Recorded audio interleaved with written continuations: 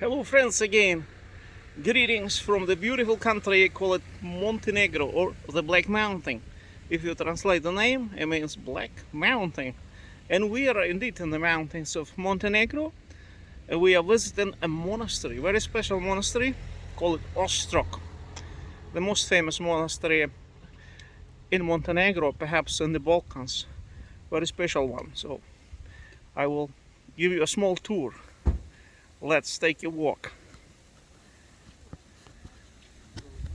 See where I am is very high in the mountains.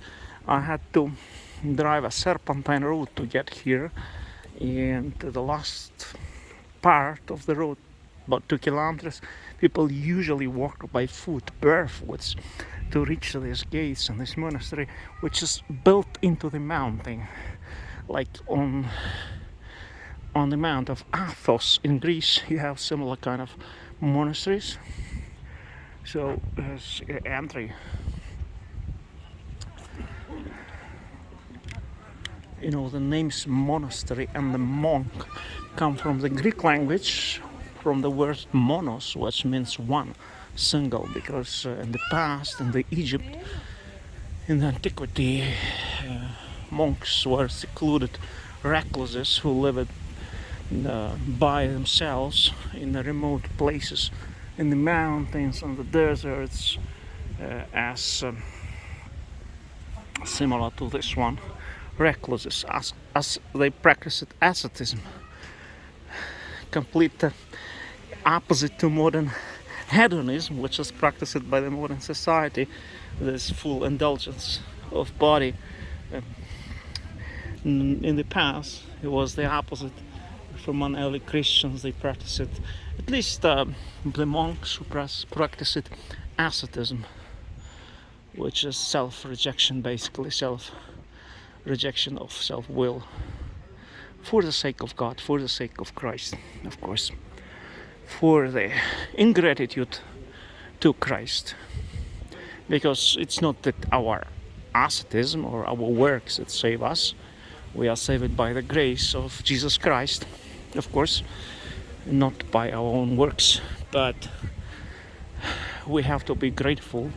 We have to also put effort to change ourselves, because to eradicate our passions, our evil inclinations, you need to put effort into that. It doesn't happen overnight. You can't change your personality altogether with your bad habits just overnight. Yeah, repentance is important, conversion to God, teshuvah in Hebrew. But effort is also necessary to reach salvation, to reach sainthood. It's a synergy, cooperation with God. But of course, if you put an effort, God will do the rest. And here we are, in the place where people who secluded themselves for God used to live, and still live here. We are going up to the monastery.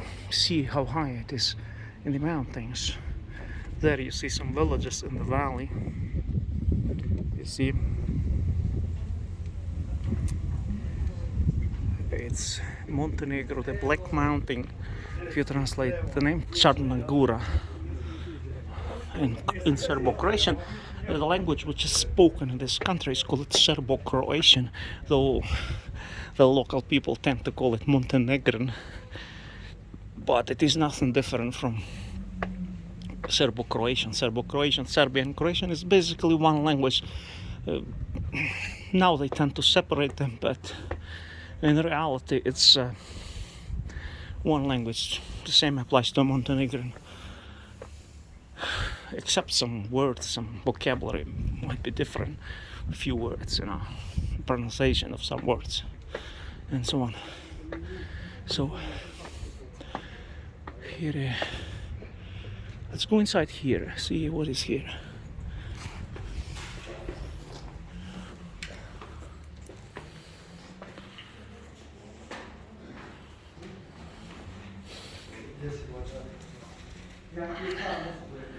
See,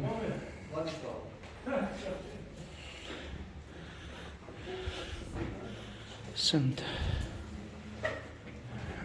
Isaiah of Ostrog. Ostrog comes from the Slavic word ostre, which means sharp. You know, the church of Theotokos, Holy Theotokos. Let's see. You can take pictures. I'll show you the view I have from here. See how beautiful this monastery is. It's an impressive place, in the mountains. People walk here, the last part of the road, the serpentine that leads to the monastery, by foot, barefoot, for the purpose of atonement of sins. You know, they do put some effort to get here. Some people I saw walking barefoot. It's like it's a common practice in Catholic and Orthodox Church.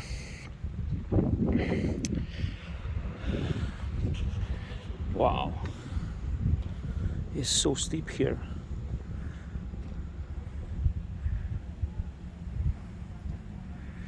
You don't have to go to Tibet to visit a secluded monastery. You can come to Montenegro, just in Europe. And if you come from Western Europe, you can use the chance to cure your teeth here, because it's very cheap compared to Iceland or England or Western Europe. So I wish you all the best. Greetings from Montenegro Ostrog Monastery.